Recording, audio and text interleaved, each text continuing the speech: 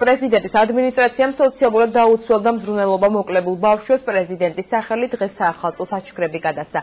ადმინისტრაციის წარმომადგენლები ტყილეულით და წიგნებით 4 ბავშვს სახლს ესტუმრნენ. საჩუქრები სულ 200-მდე აღსაძელმა მიიღო. აქცია ტრადიციულია და პრეზიდენტის ადმინისტრაცია მას ყოველწლიურად მართავს.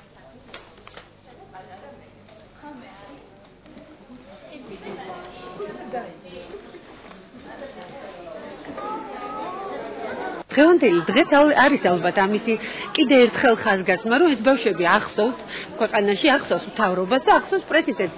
ეს ძალიან სასიხარულოა და მინდა დიდი მადლობა გადაუხადო მას ამ საჩუქრისთვის. ყოველწლიურად ახალწელს მოდის პრეზიდენტის ადმინისტრაცია პრეზიდენტის განკარგულებით მოაქვს საჩუქრები, სხვადასხვა სახის და ულამაზებენ ამ დღეს. ასევე მოდიან სხვადასხვა დღესასწაულებზე, არა მარტო ძველი ახალწელს, ყოველ დღესასწაულზე პრეზიდენტის ადმინისტრაციას სტუმრობს ბავშვებს. ეს არ არის ჩვენი პირველი ღონისძიება, ჩვენ მრავალი წელია უკვე აღნიშნული პროგრამის ფარგლებში სხვადასხვა ღონისძიებების სახით ვცდილობთ მათ დახმარებას და მათ მხარში დგომეთ.